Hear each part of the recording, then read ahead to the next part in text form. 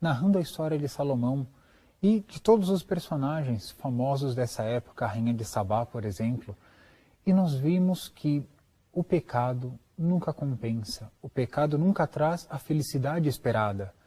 E isso também ocorreu com o rei Salomão.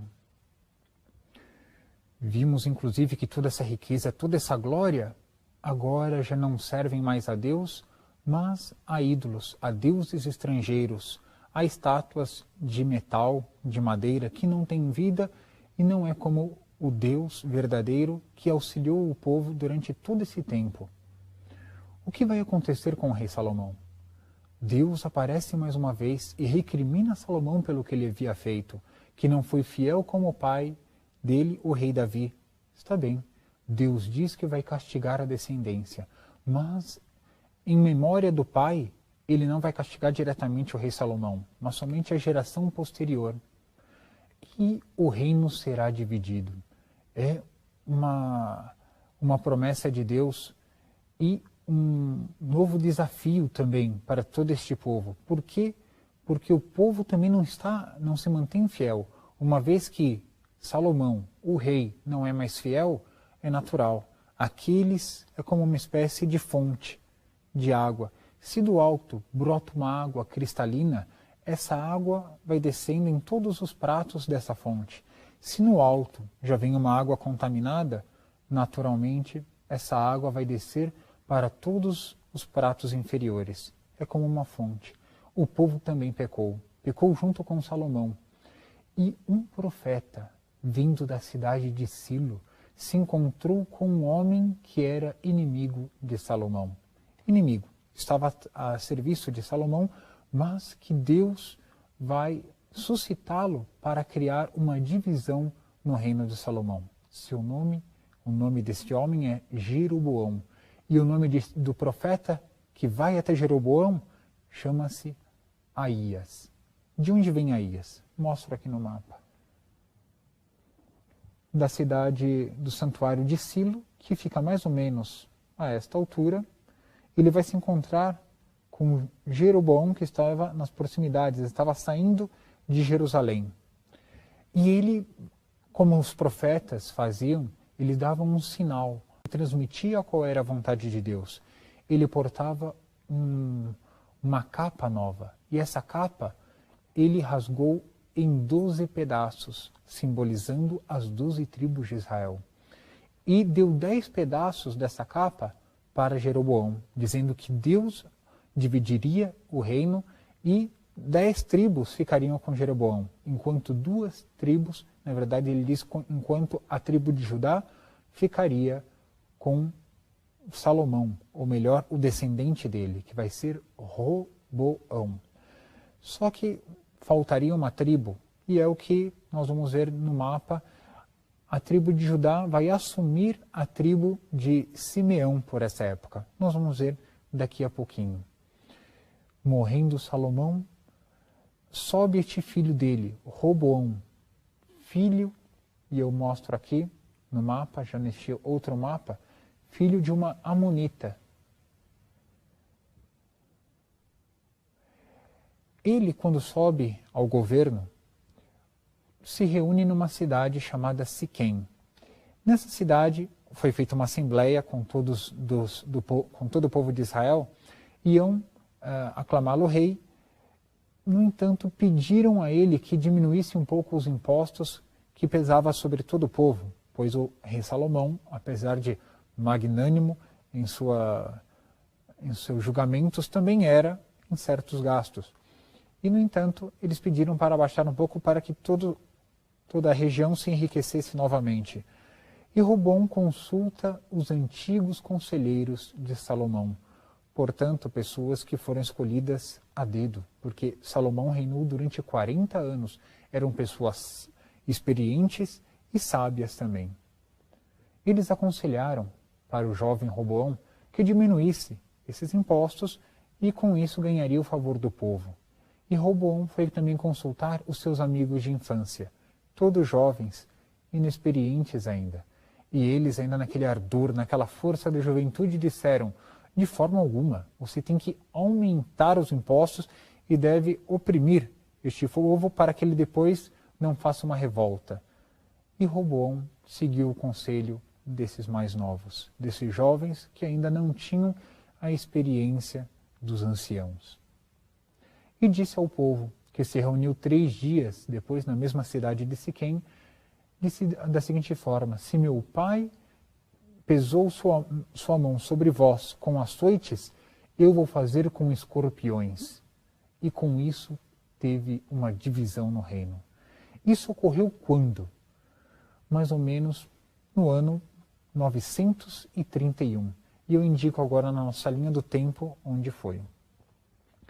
Nessa época, em 931 a.C., onde teve a divisão de Israel. Lembra um pouco as principais datas que nós estamos vendo.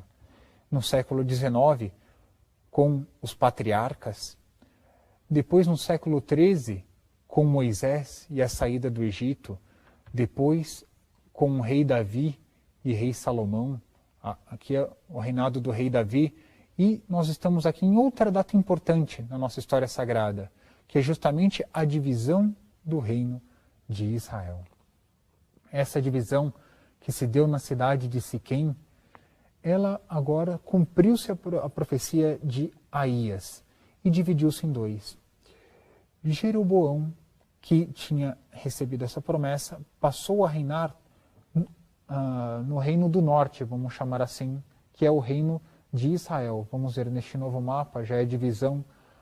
Nesse ano de 931, todo esse reino governava Jeroboão. E aqui embaixo, que é a tribo de Judá, que assumiu a tribo de Simeão, que ficava aqui, é governada por Roboão, filho de Salomão, filho do rei Davi. Portanto, ainda, a tribo de Judá é a tribo escolhida, é a tribo eleita para que venha Cristo dessa tribo. Está bem. Tudo parece agora que cumpriu-se as profecias de Deus, mas ambos, Jeroboão e Roboão, reino do norte, reino do sul, vão pecar contra Deus. E é até irônico, mas a maioria desses reis, dos que vêm posteriormente, tanto no reino de Israel, agora a partir daqui nós vamos chamar o reino do norte, sempre reino de Israel, e o reino do sul como o reino de Judá.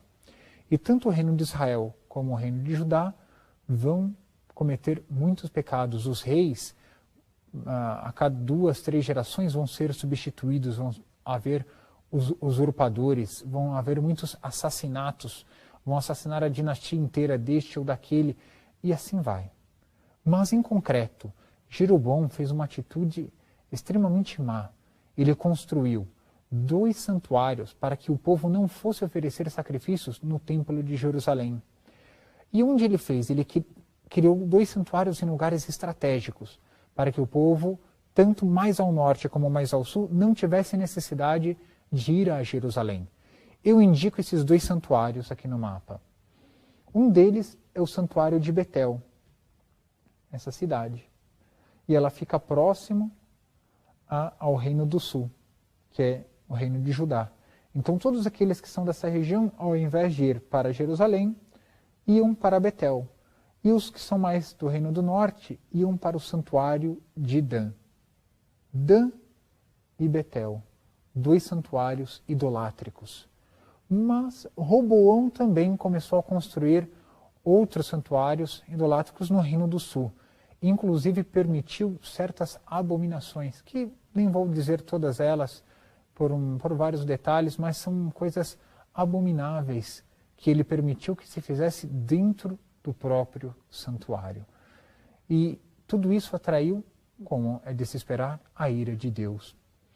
Deus manda um profeta, por exemplo, eu dou este exemplo, enquanto o próprio Jeroboão estava oferecendo um sacrifício no altar de Betel, não eram mais os levitas no reino do norte que ofereciam sacrifícios, era qualquer um, pois assim Jeroboão decidiu.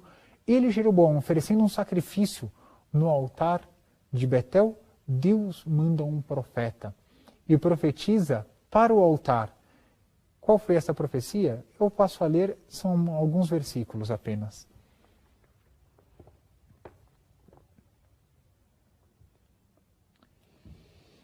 no capítulo 13, versículo 2. O homem gritou em direção ao altar por ordem de Deus. Altar, altar, assim diz o Senhor. Na casa de Davi nascerá um filho, cujo nome será Josias. E sobre ti sacrificará os sacerdotes dos lugares altos, que agora sobre ti oferecem sacrifícios. Ossos humanos serão queimados sobre ti.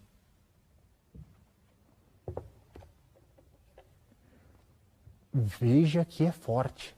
Ossos humanos serão queimados sobre ti. Este profeta, por ordem de Deus, narrou tudo aquilo que o próprio Deus queria. E nesse momento, Jeroboão estendeu sua mão contra este homem e disse: prendam este homem. Neste momento, a própria mão de Jeroboão ficou petrificada, ressequida e não se movia mais. Por quê? Porque era um sinal de Deus. E os profetas antigamente costumavam dar sinais.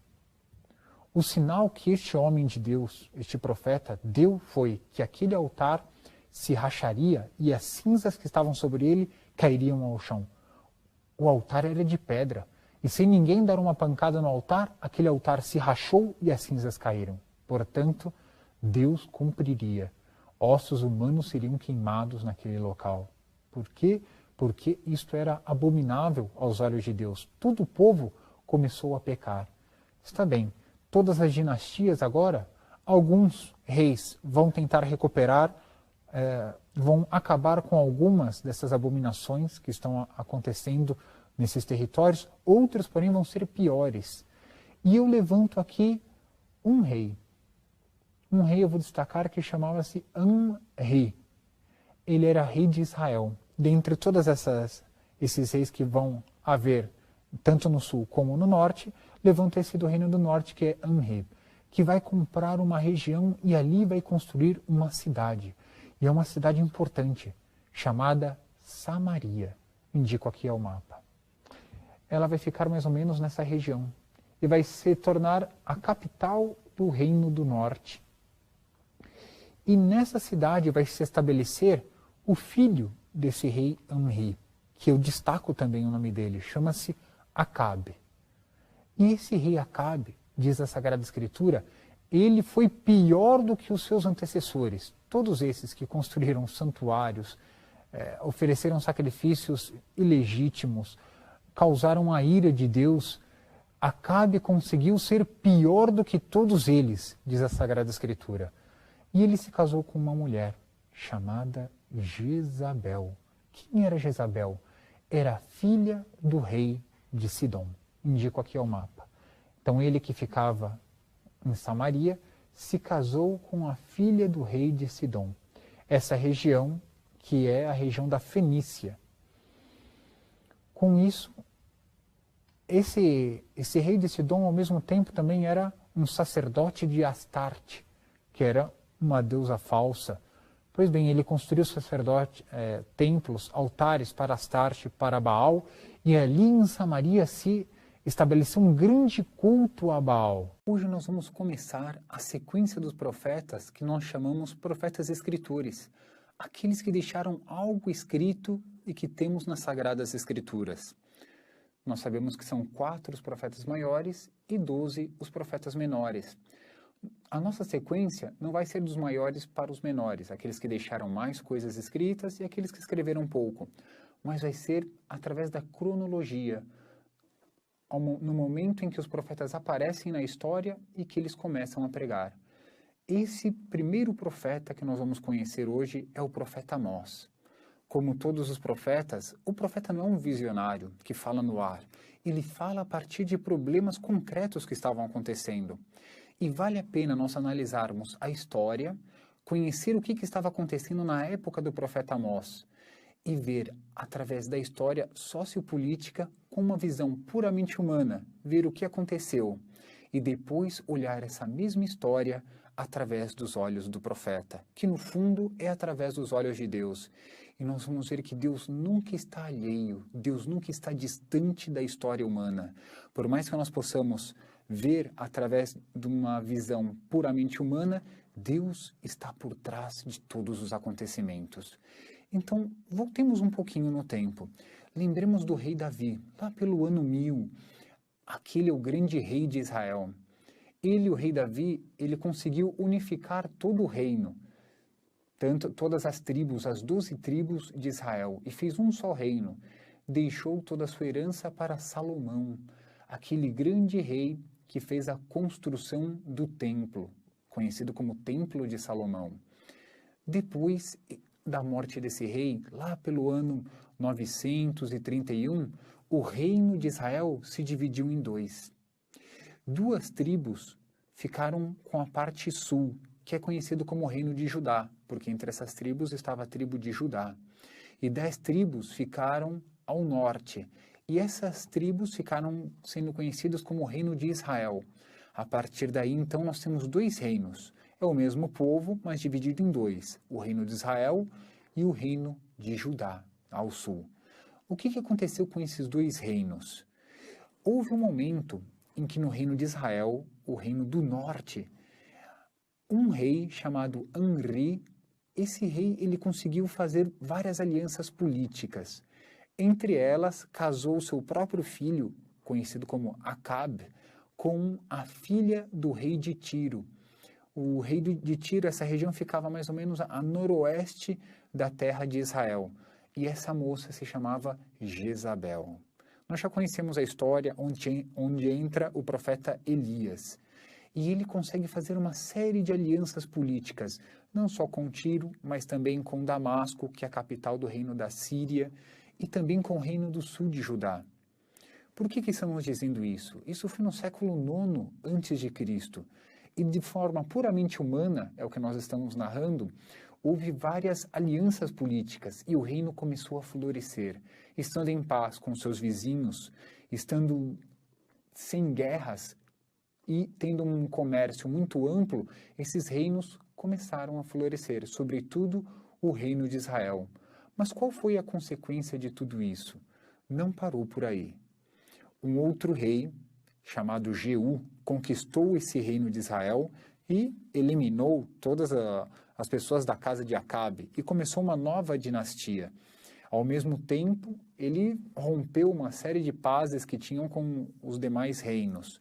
E o reino de Damasco, que é a Síria, conquistou todo o lado depois do Jordão, que nós chamamos a Transjordânia, e dominou facilmente tudo isso. E foi passando o tempo. O que nos interessa mesmo é o século VIII a.C. e é o rei Jeroboão II. Esse nome é bom nós guardarmos, porque vai ser durante esse reinado que aparecerá o profeta Amós. Durante todo esse período, humanamente falando, esse reino esteve próspero, economicamente, socialmente, só que aconteceu uma coisa, até religiosamente eles faziam muitos sacrifícios no templo, não era o templo de Jerusalém, porque o reino do norte tinha estabelecido outros centros de culto, seja na cidade de Betel, seja na cidade de Dan, seja em Gilgal, fundaram também Samaria. Todos esses santuários serviram ao mesmo tempo para desvirtuar os israelitas do que era no sul, que era o Templo de Salomão, para não voltarem a unificar esses dois reinos. Independente de tudo isso, a história continuou correndo, até um momento em que o rei de Damasco, chamado Razim, convidou um rei de Israel, chamado Faceia, e convidou também o rei de Judá, que era Acás, para lutarem contra a Síria. Então estavam fazendo várias alianças políticas, porque os dois grandes reinos da época eram a Assíria, que é diferente da Síria, que é mais ao norte, a Assíria, um grande reino, e também o Egito. E todas as outras nações ou eram vassalas de uma ou de outra. Com isso, os próprios israelitas tinham que escolher em que lado eles ficariam. E tiveram várias divisões políticas dentro de Israel, ora querendo fazer alianças com o Egito, ora querendo fazer alianças com a Assíria. Tudo isso na perspectiva puramente humana. Houve um momento, então, em que esse rei Razim de Damasco convidou Faceia, que era rei de Israel, para combater contra a Síria, que fica mais ao norte, um grande reino. convidaram Acás, rei de Judá. Ele se negou. Então eles tentaram invadir o próprio reino de Judá, em 734 a.C. Só que Acás, ele fez uma coisa até contra a vontade do profeta Isaías. Ele avisou o reino da Assíria e pediu ajuda. Era o que a Síria estava esperando para dominar todos esses povos, sobretudo quando se tratava de um grande imperador da Assíria, Tiglat-Falazar III, que em 745, no poder, começou um grande império que se expandiu para o ocidente. O que aconteceu? Esse reino da Assíria veio destroçando tudo pelo ocidente, inclusive os arameus, a Síria, que era um reino menor, que era onde ficava Damasco, e só não destroçou por completo o reino de Israel, porque o rei daquela época, que já tinha mudado, agora era Oséias, fez uma aliança política com a Assíria. Isso não durou muito tempo. 10 anos depois, o próprio reino de Israel caiu sob a Assíria, que dominou inclusive Samaria, que era a capital, e todo o reino de Israel. Isso entre o ano 722 e 721. Essa história que nós acabamos de contar, contamos essa história sob a perspectiva histórica, político-social. Essa não é a verdadeira história. Isso aconteceu de fato, tudo isso que estamos dizendo, mas a verdadeira visão, a interpretação dessa história é outra. E é o que nós vamos ver através dos olhos do profeta Amós. É um profeta que não era do reino de Israel, ele era do reino do sul. E com isso nós vamos entendendo mais todo esse período histórico. 2 reinos, o do norte e o do sul. Ele nasceu em Técoa, uma cidade que fica a 17 quilômetros ao sul de Jerusalém, e, se quiserem, a apenas 9 quilômetros de Belém. Ele era um pastor, cuidava de seu rebanho, também ele tinha uma plantação, não uma plantação, mas ele cuidava do cultivo de sicômoros. É uma espécie de figo selvagem, parece que o sabor deles não é dos melhores, mas serve para matar a fome. Então ele tinha essas 2 ocupações. Ele vai sair do Reino do Sul e vai cruzar todo o Sul até chegar ao Reino do Norte. E ali ele vai fazer a sua pregação, entre os anos 760 e 750. Nós não sabemos quando ele nasceu, nem quando morreu, mas sabemos aquilo que ele disse, porque o que ele disse foi a mandato de Deus.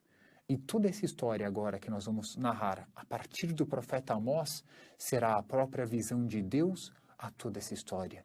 E dizemos apenas esse versículo, que vai servir de introdução para o próximo programa. Vai dizer o próprio Senhor: o Senhor ruge em Sião, de Jerusalém, faz sair o seu grito. É o próprio Deus que se compara como um leão e começa a rugir desde Jerusalém para fazer ouvir sua voz também no reino de Israel, que é o reino do norte. O que vai acontecer? Nesses oráculos iniciais, quem for ver o livro de Amós, perceberá que ele vai citar vários povos. Todos esses povos são circunvizinhos de Israel, dão a volta nele. Através de mapas é muito fácil nós termos ideia de onde estão esses povos e por que Deus vai citando cada um deles. Praticamente todos fazem fronteira com Israel.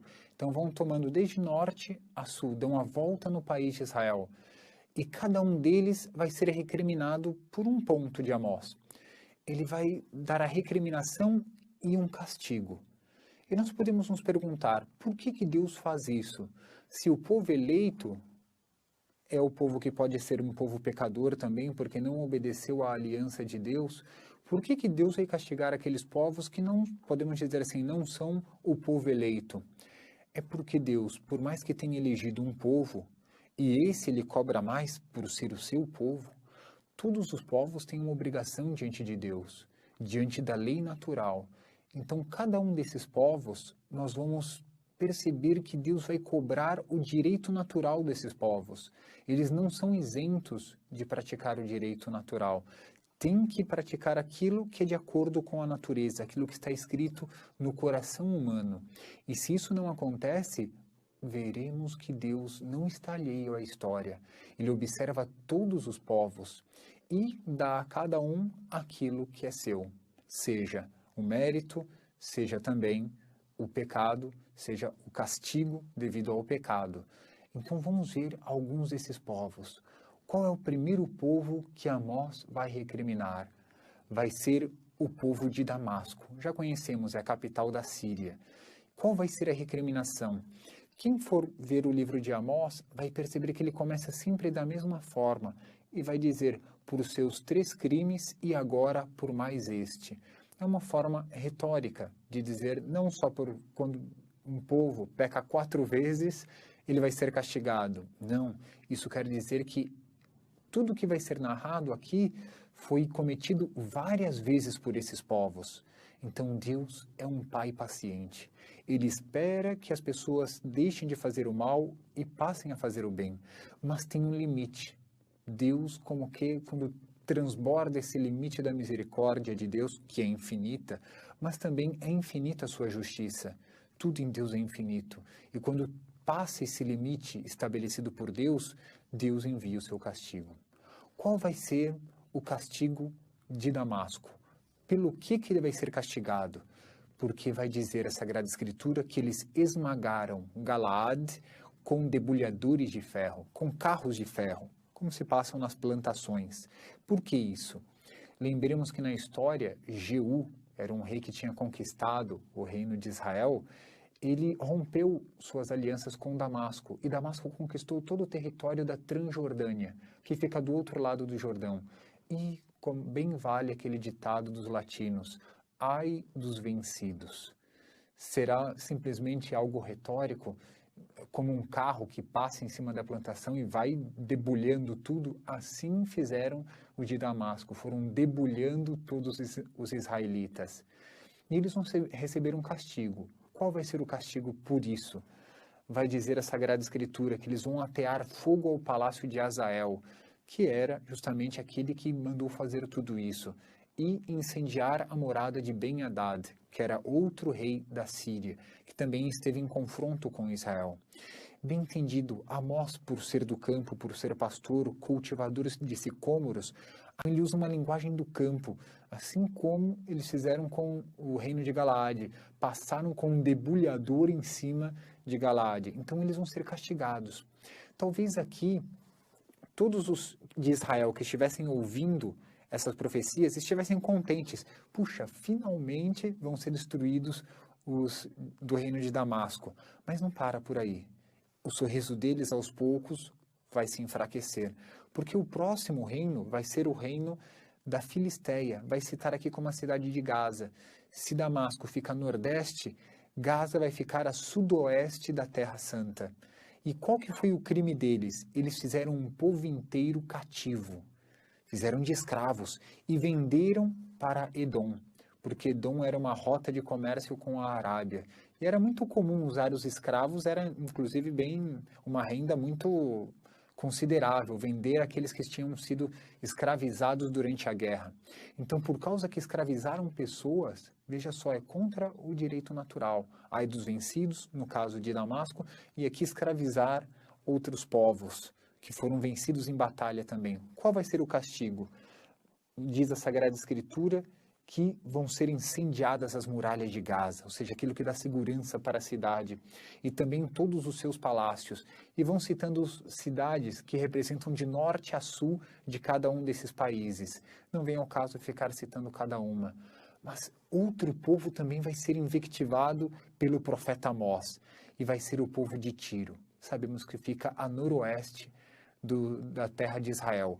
Qual foi o pecado deles? O mesmo que o da Filisteia. Fizeram um povo inteiro cativo e venderam para Edom. Mas tem um acréscimo. É uma frasezinha que faz grande mudança. Sem respeitar a aliança entre irmãos. Na época do rei Davi, o rei Davi tinha feito aliança com o rei de Tiro. Então, se eles não respeitaram essa aliança, é muito mais grave. Romperam uma aliança, além de fazer escravos. Outro ponto, também nós podemos entender como que eles tinham vendido esses povos para Edom, que Edom era um povo que saiu de Esaú, irmão de Jacó, que também Jacó deu origem a Israel. Então, são povos parentescos. Então, seja que, tanto que Tiro tenha rompido a aliança com Davi, ou que tenha vendido para Edom, que eram parentes de Israel, ou mesmo que Tiro tenha vendido seus próprios membros para outros povos do mar Mediterrâneo, independente disso, o crime é o mesmo. Ou seja, fizeram escravos e venderam seus próprios irmãos. Como também vai ter o seu castigo, fogo nas muralhas, fogo nos palácios. Mais um povo que vai ser agora assolado pelas palavras do profeta Amós. Agora vai ser o próprio Edom, que fica a sudoeste de Israel. Qual que vai ser o pecado de Edom? Diz-nos as Sagradas Escrituras. De espada em punho perseguiram seus irmãos, abafando o coração. Olha só que impressionante. E continua. Acenderam para sempre a sua raiva e guardam ódio eterno. Por que isso? Desde a época de Esaú e Jacó, Esaú já perseguiu Jacó. Os israelitas foram para o Egito. Passaram-se mais de 400 anos. Quando volta Moisés com o povo eleito, Edom, que era a descendência de Esaú, não deixa Moisés passar. Então esse ódio ficou durante séculos no coração desses de Edom.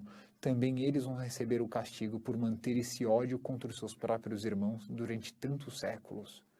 Outro povo que também tem parentesco com o povo de Israel vai ser o povo de Amon, que fica também na Transjordânia. Vamos ter os povos Amon, Moabe e Edom.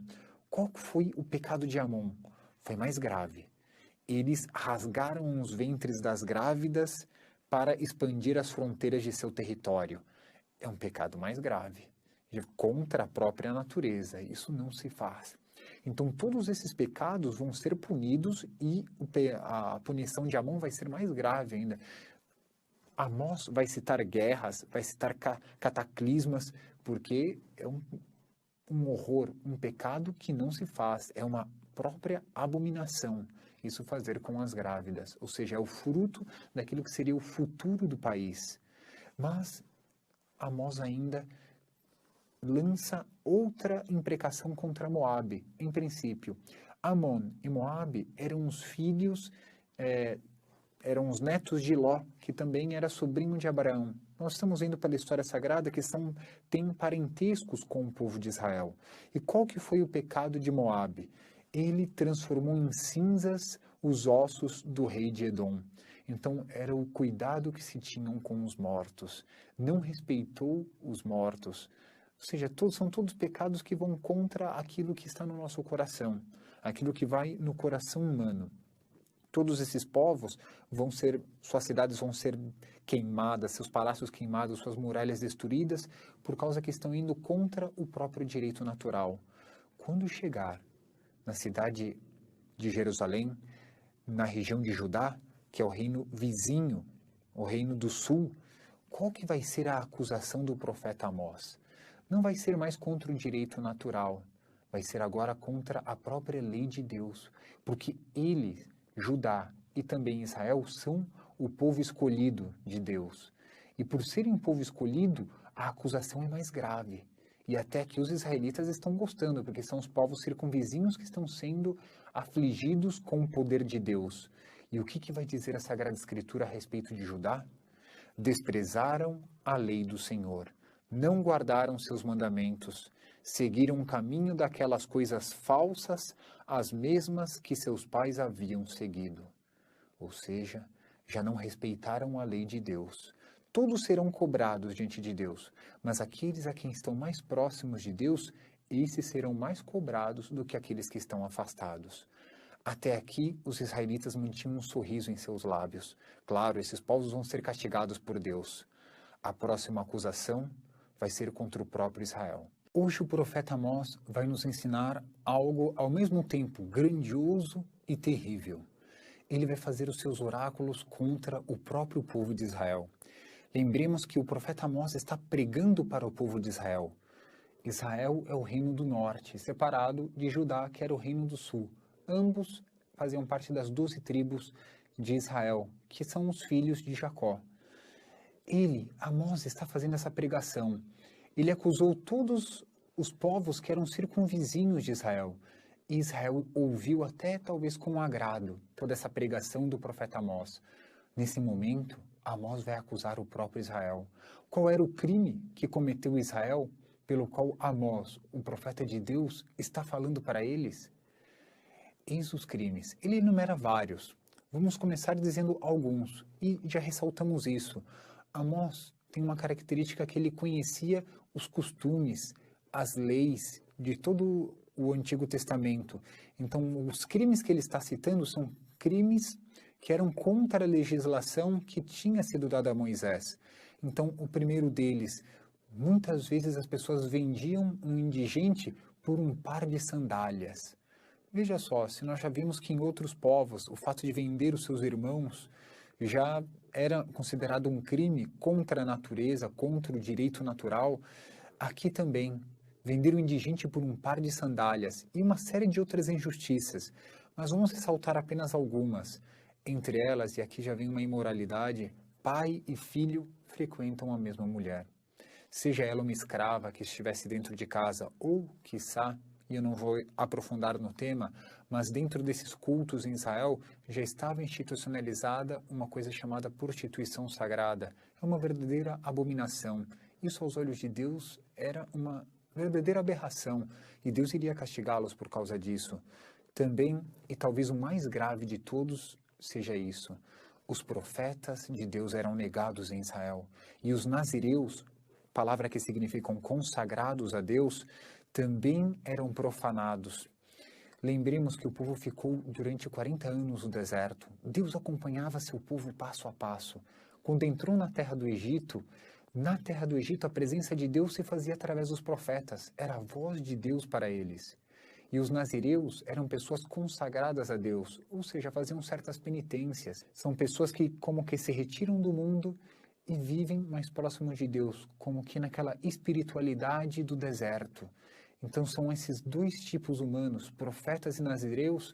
Uns eram recusados, profetas, outros eram profanados, eles obrigavam a beber vinho, por exemplo, aos nazireus. Tudo isso era uma profanação contra o próprio Deus, no fundo era uma recusa do próprio Deus. Então qual que vai ser o castigo? Os guerreiros mais fortes, os arqueiros, os cavaleiros, os mais velozes, ninguém conseguirá escapar no dia das desgraças. E aí começam os oráculos, vêm as recriminações, o que vai acontecer, como vai ser o castigo. Mas todas significam a mesma coisa, ele usa uma linguagem pastoril, uma linguagem campestre. Todas querem dizer que quando nós vemos um efeito, temos que remontar à causa. Tudo que acontece tem uma causa. Então diz ele, por exemplo, quando duas pessoas andam juntas, é porque elas estão de acordo. Se o leão ele ruge na floresta, é porque ele encontrou aquilo que devorar. Se o filhote do leão grita, é porque ele já sabe o que ele vai comer. Outra, se cai um pássaro, é porque alguém armou uma armadilha. Se um laço vai para o alto, é porque alguém jogou para capturar alguma coisa. Se uma trombeta toca na cidade, é porque vai acontecer alguma coisa, é um aviso, as pessoas têm que se preparar. Provavelmente será uma guerra ou uma catástrofe. Pois bem, se vem uma desgraça a uma cidade, não é porque Deus enviou essa desgraça, e aqui está o significado de todas elas. E o profeta Amós, nesse sentido, se tornou a trombeta de Deus. Ele está anunciando a cidade de Samaria, de Betel, Gilgal, está anunciando para o reino de Israel que virá a desgraça, mas virá a desgraça por causa dos crimes que eles estão cometendo. E tal vai ser a desgraça que vai sobrar apenas um resto de Israel. E diz ele, criando mais uma imagem pastoril. Assim como um pastor, quando entra um leão e arrasa com um cordeiro, por exemplo, se o pastor conseguir tomar um pedacinho, o que sobrou do cordeiro esquartejado, e apresentar para o dono do rebanho, ele não tem que pagar esse cordeiro. Mas se some tudo é porque ele descuidou e pode ter o cordeiro se extraviou e o pastor não cumpriu com a sua função. De tal forma é assim que ele cria essa imagem. O que vai sobrar de Israel depois que o próprio Deus, que se assemelhou com um leão, aquele que ruge em Sião, em Jerusalém, de tal forma ele vai esquartejar o povo de Israel, que vai sobrar apenas 2 patas e uma orelha, para dizer que é apenas um resto, ou seja, Deus, as calamidades que Deus vai enviar, tem uma causa, e são os crimes que Israel está cometendo. É isso que Israel quer nos ensinar, é isso que o próprio Amós, profeta, quer nos ensinar através dessas imagens pastoris. Mas continua o profeta. Se parasse por aí, já seria algo terrível. Mas ele cita, por exemplo, aquelas damas de Samaria e usa uma imagem, novamente pastoril, as vacas de Bazã, que não é tão pejorativo quanto parece. Bazã era uma cidade que ficava do outro lado do Jordão, conhecido por seus territórios férteis. Já foi citado outras vezes na Bíblia, por exemplo, os touros de Bazã eram os guerreiros fortes, bem alimentados, para dizer que eram pessoas que viviam bem e capazes para a guerra. Então era até um elogio. Aqui as vacas de Bazã representam pessoas que estão até esbanjando, estão do lado material, estão vivendo bem, mas do lado espiritual não estão vivendo bem. Deus não está contente com o culto que essas senhoras de Samaria estão prestando a Ele. Prestam culto a Deus, mas o seu coração não está em Deus, está nos prazeres terrenos. E mais uma vez o profeta Amós vai dizendo aquilo que algumas catástrofes, algumas coisas que aconteceram no povo de Israel, e eles não se deram conta que foi Deus quem mandou. Porque ele vai dizer, mas vós não vos convertestes, não voltastes para mim. Por exemplo, ele vai dizer que eu deixei a todos vós como com os dentes limpos, no fundo é com fome, não tinha nada para comer. Vai dizer que eu escondi as chuvas durante 3 meses antes da colheita, para dizer que foram frutos, os frutos da terra foram mirrados aquele ano. Transformou o trigo em ferrugem, para dizer que não prestava.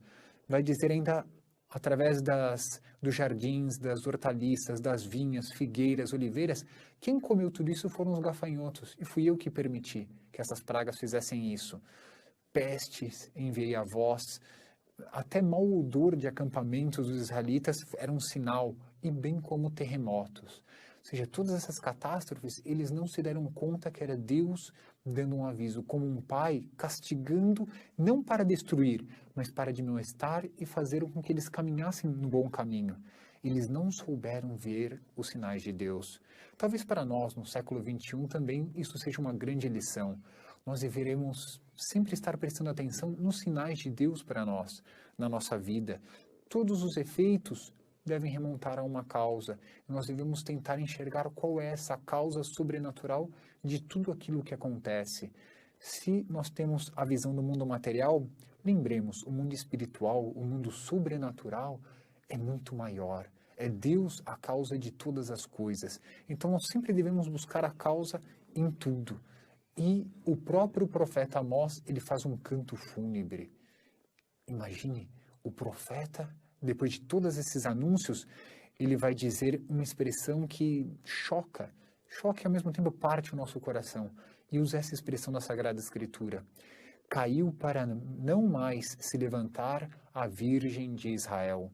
A Virgem, símbolo daquela donzela que é guardada com cuidado e que, enfim, é um grande tesouro para um pai. Esta é comparada ao próprio Israel, ou melhor, Israel é comparada a uma virgem que caiu ao chão e ninguém está ali para levantá-la. Ou seja, é uma catástrofe que vai acontecer contra Israel. Outro, o orgulho de Israel era o seu exército. E diz o profeta Amós, na cidade onde apresentavam 1000 guerreiros para o combate, agora não vão apresentar senão 100. Naquela que apresentava 100 guerreiros, não vão apresentar senão 10 guerreiros. Então o próprio exército não vai valer de nada para Israel. Todo o orgulho humano é nada quando vem a catástrofe de Deus. E o próprio Deus vai dizer, através dos lábios do profeta Amós, tudo está acabado. Na verdade, nós podemos dizer agora, Israel foi derrotado, foi jogado como, enfim, como qualquer coisa ao solo pelo próprio Deus. Mas o profeta dá uma esperança para esse povo. Ele diz, procurai por mim e havereis de viver. É porque esse povo não procura Deus, não procura de coração, não procura com sinceridade, oferece culto, mas um culto externo. Se oferecesse o verdadeiro culto, não estaria nesse estado. E usa ainda outras palavras que vai nos ajudar a compreender melhor até a nossa vida. Procurai o bem e não o mal, para poder desviver. E ainda vai dizer Deus, odiai o mal e amai o bem. Se nós, na nossa vida, hoje, no século XXI, odiarmos o mal, amarmos o bem, odiarmos o pecado, amarmos a Deus, todas as outras coisas, por amor a Deus, sairão bem. O primeiro mandamento é o principal, amar a Deus sobre todas as coisas. Se eu amo a Deus sobre todas as coisas, será fácil praticar os outros mandamentos, inclusive o amor ao próximo. Mas não adianta fazer cultos, atos de cultos externos, se verdadeiramente eu não sou capaz de amar a Deus. E o final desse livro de Amós, dessas profecias de Amós, nós vamos ver no próximo programa, ver como se desenrolou toda essa história que começou já com o rei Jeroboão II e vai depois terminar com a queda do reino de Samaria, com todo esse aviso do profeta Amós. Ele está profetizando contra o reino de Israel, que é o reino do norte. Tem também o reino do sul, que é Judá, ilha de Judá, mas nesse momento está no reino de Israel. O que está profetizando Amós? Neste momento, Amós ele estava chamando esse povo de Israel à conversão. Deus nunca manda um profeta somente para anunciar a destruição. Deus manda um profeta para dizer que o povo está num caminho errado e para que ele se converta. A intenção de Deus sempre é uma boa intenção. Resta apenas saber se as pessoas, se o povo ouvirá ou não a voz de Deus. Vimos que todas as causas, tudo aquilo que acontece tem na verdade uma causa por detrás. E a própria destruição da cidade que vai ocorrer tem como causa a vontade de Deus, porque esse povo não se corrigiu, não se converteu, apesar dos inúmeros avisos de Deus. E existe um dia chamado o Dia do Senhor, que seria um dia esperado por Israel para que os inimigos fossem derrotados, fossem aniquilados, todos aqueles povos circunvizinhos fossem simplesmente destroçados por Deus. Por quê? Porque Israel era o povo eleito, era o povo escolhido por Deus para ser o seu povo, para ter um convívio mais íntimo com Deus. Mas Israel confundiu esse convívio com Deus como um abuso, já que Deus, ele se aproximou de nós, ele vai nos ajudar. E com isso nós podemos levar a vida que nós quisermos, porque Deus estará do nosso lado. E não é assim. Nós vamos ver pela profecia de Amós que não é isso que Deus está querendo. Sobretudo aqueles que estão mais próximos de Deus, esses têm mais responsabilidades também. Se Deus elegeu Israel para ser o seu povo, Israel tinha mais obrigações, tinha que ser mais recíproco com Deus por todo aquele amor que Deus depositou em Israel. E não é isso que aconteceu. Então esse dia do Senhor era como se fosse um dia de luz, um dia de alegria. E veja a imagem que vai criar o profeta Amós. Ele diz, esse dia não será um dia de luz, mas um dia de trevas. E novamente vai usar dessas imagens pastoris. Imagine, esse dia vai ser como alguém que está fugindo de um leão e de repente topa com um urso. Tá, acabou tudo. Alguém que foge de um leão, está entre o leão e o urso, vai ser destroçado, não tem mais salvação. Ou alguém que conseguiu entrar em casa. Ufa, agora estou tranquilo. Quando põe a mão na parede, é picado por uma cobra. Então, não tem escapatória. Ou a pessoa está nas mãos da misericórdia de Deus, ou nas mãos da justiça. Mas ninguém escapa de Deus. Ou nós estamos de acordo com Deus ou contra Ele. E é isso que Deus está nos dizendo através da profecia de Amós. E vai continuar. Esse culto que vocês estão fazendo, e vai mencionando, ele conhece os tipos de cultos, sejam os holocaustos, as oferendas, os sacrifícios, os cânticos, são todos os tipos de sacrifícios que existiam naquele então. Ele conhece tudo isso. Isso tudo não vale nada. O que eu quero de verdade, e vem, apenas quero ver o direito brotar como uma fonte e correr a justiça qual regato que não seca. Então, a justiça como um rio, né? O direito como uma fonte, ou seja, brotando do coração das pessoas porque as pessoas verdadeiramente amam a Deus. Outra coisa é, durante o culto, ser uma pessoa, saindo do culto, ser outra pessoa.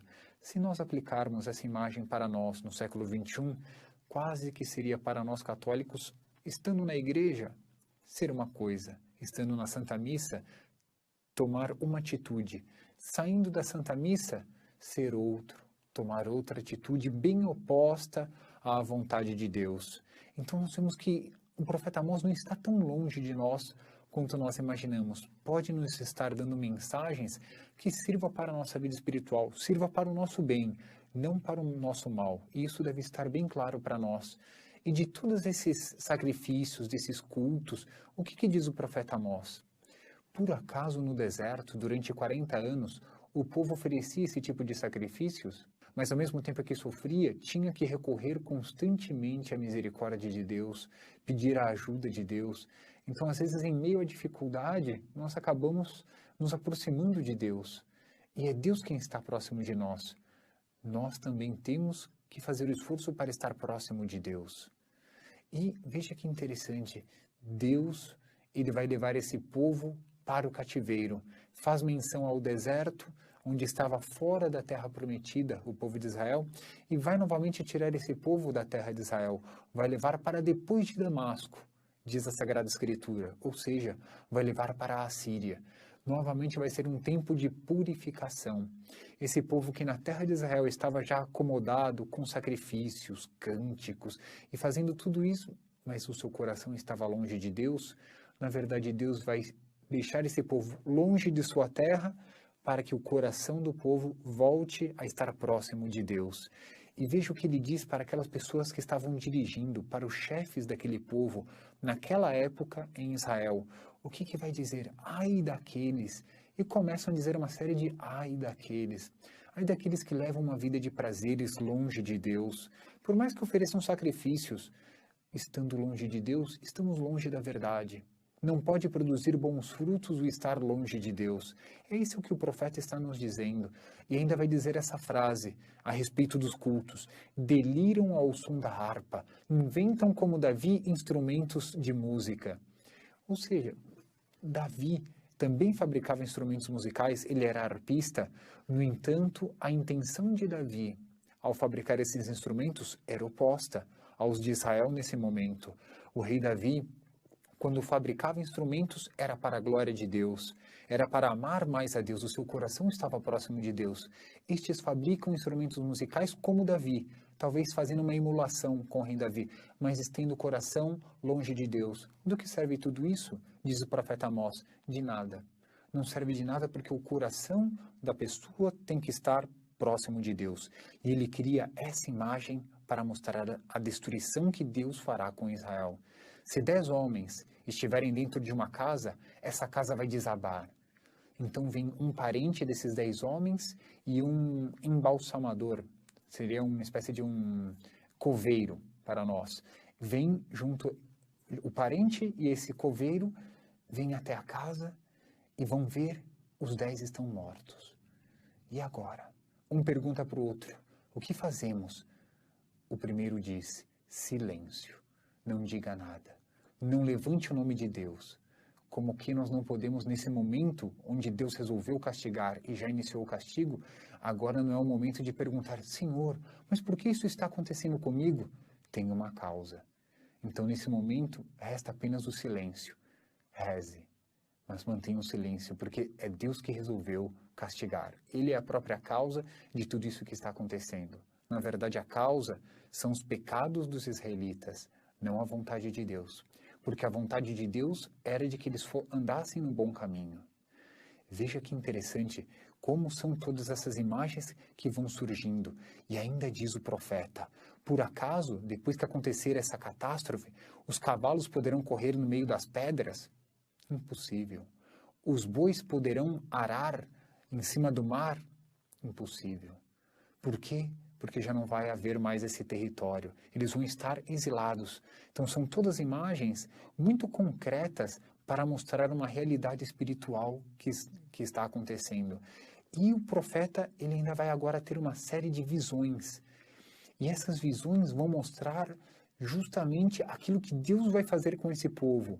Qual é a primeira dessas visões? Vê uma grande nuvem de gafanhotos que se avoluma para invadir Israel. E o profeta intercede, Senhor, Israel é muito pequeno, não vai suportar esse castigo.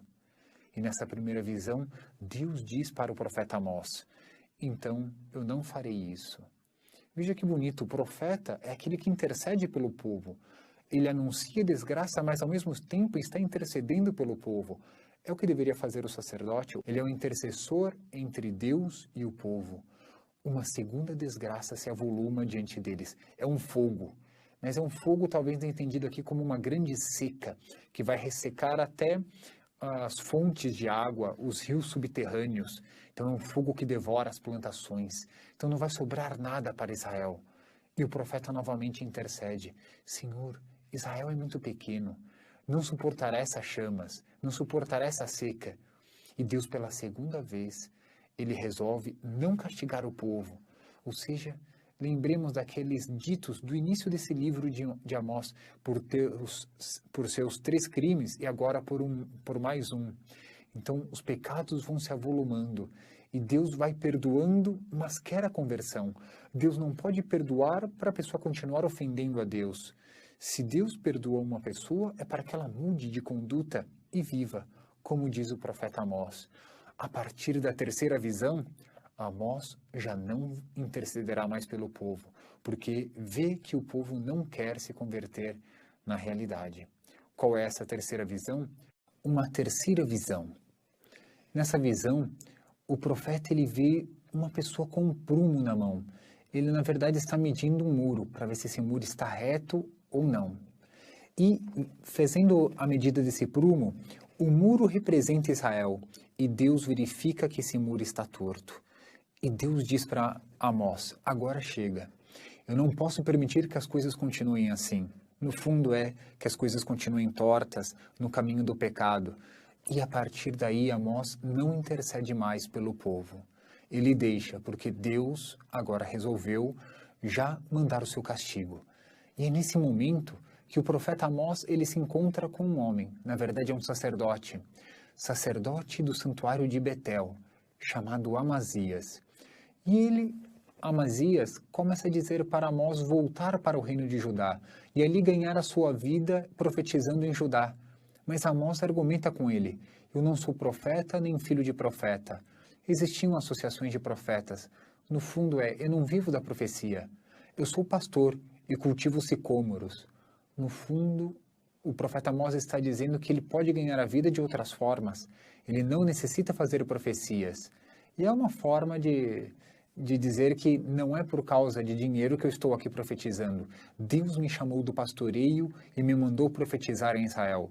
Portanto, se negar a palavra de Amós é negar a própria palavra de Deus.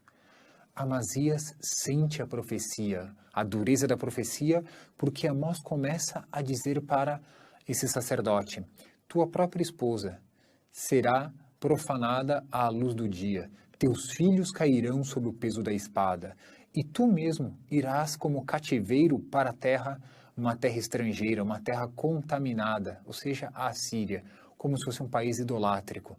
Então o próprio Amazias, que quer expulsar Amós, acusa Amós diante do rei, que é Jeroboão II, de conspiração contra o rei, e aqui nós já vemos os profetas, quando falam em nome de Deus, querem corrigir o caminho dos povos, se os povos não aceitam, sobretudo um sacerdote, que deveria ser aquele que deveria conduzir as pessoas a Deus, nega a visão do profeta, começa a se desviar. E agora pedem que o profeta mesmo se retire desse reino. Que coisa terrível quando isso acontece com um povo. E aqui vem uma 4ª visão do profeta Amós. Ele vê uma cesta com frutos maduros. E Deus diz, vê essa cesta? Amós diz, vejo, assim está Israel, já está madura. Ou seja, os pecados deles já amadureceram, já não há mais o que esperar, vem um castigo. E diz Deus, as cantoras dos palácios, que traziam alegria, os cânticos, as moças, já chorarão. Os mortos estarão em qualquer lugar, não haverá mais sepultamento. Um silêncio profundo reina sobre Israel. É a Assíria que vai passar e vai destruir com tudo. Então são imagens muito tocantes. E o profeta Amós vai mostrando como Deus é o Senhor de todas as coisas, das estrelas, das forças da natureza. E vejam que interessante, ainda um último oráculo contra os negociantes de Israel. Eles, ao mesmo tempo, esperavam passar a lua nova ou o sábado pela lei para poder voltar a comerciar, ou seja, respeitavam o sábado. Mas assim que passava, tanto a lua nova quanto o sábado, eles diminuíam as medidas, aumentavam o peso, falsificavam as balanças. Então, o que adiantou guardar o sábado ou guardar a lua nova se depois eles falsificavam as balanças? Tudo isso, até eles negociavam o farelo do trigo, para mostrar que queriam tirar vantagem em tudo. Novamente, para nós católicos, vem uma mensagem. O que adiantaria guardar o domingo, ir à Santa Missa, se depois, na segunda-feira, na terça, na quarta, na quinta, na sexta-feira, nós vivêssemos longe de Deus? No fundo, essa recriminação de Amós caberia a todos nós, para que nós possamos viver de acordo com a vontade de Deus. É uma recriminação? Sim, mas uma recriminação de amor, porque Deus, ao mesmo tempo, Ele nos ama e quer que sejamos recíprocos a esse amor dele, Deus. E veja só, até o terremoto, diz Deus, vem da minha pessoa. Eu sou aquele que domina toda a natureza. E, novamente, aquele dia do Senhor, aquele dia grande e terrível, onde todos tentarão escapar de Deus, não conseguirão. E vem aqui, Deus vai dizer, nesse dia, o que vai acontecer?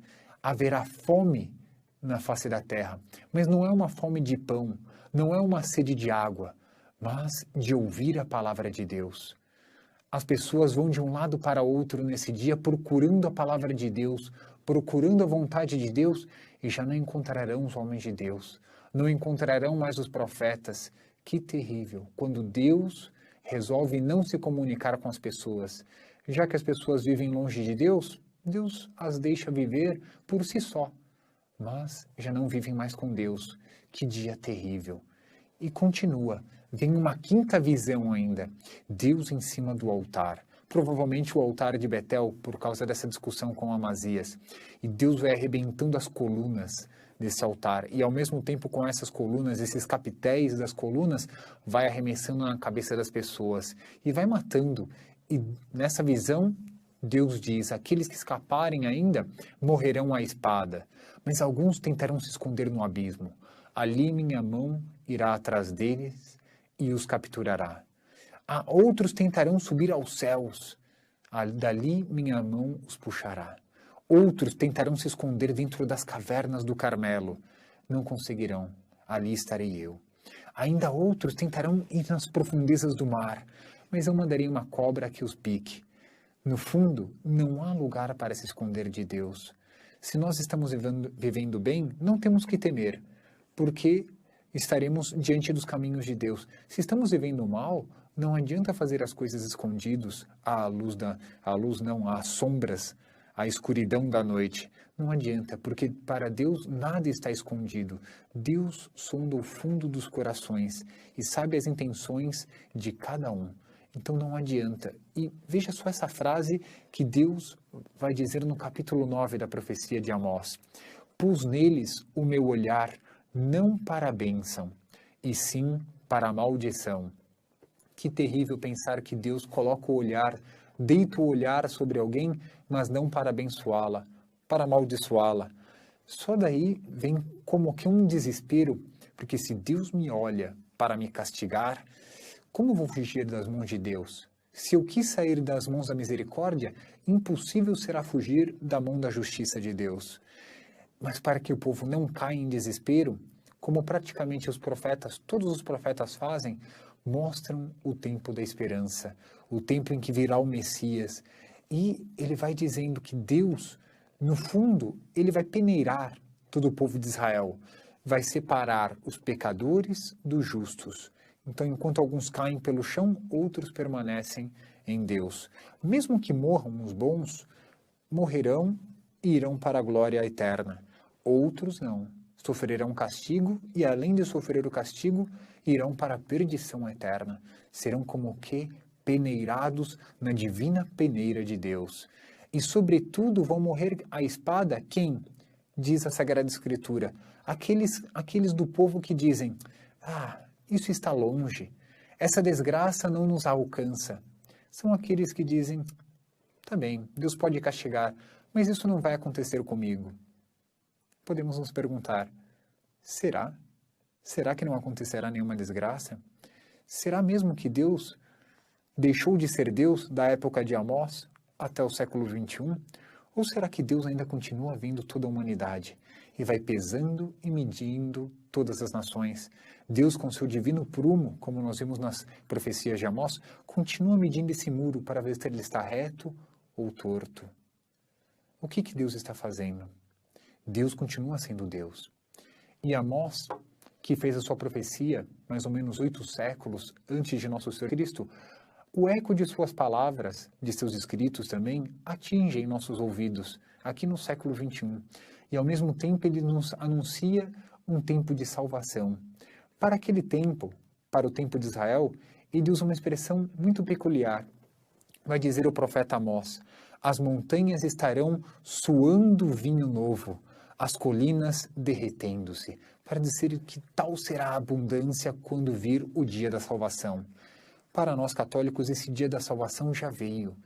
Talvez essa montanha ela suou como vinho novo quando o sangue de Cristo inundou o Calvário, ou seja, o verdadeiro uva, né? O fruto da uva que é o vinho, que é o sangue sacratíssimo, santíssimo Cristo.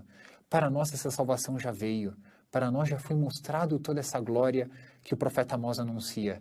Aproveitemos dela, aproveitemos as palavras de Amós para fazer bem, inclusive, a nossa vida espiritual, tomando cuidado com os erros e sabendo que o nosso coração deve estar constantemente, todos os dias, voltados para Deus.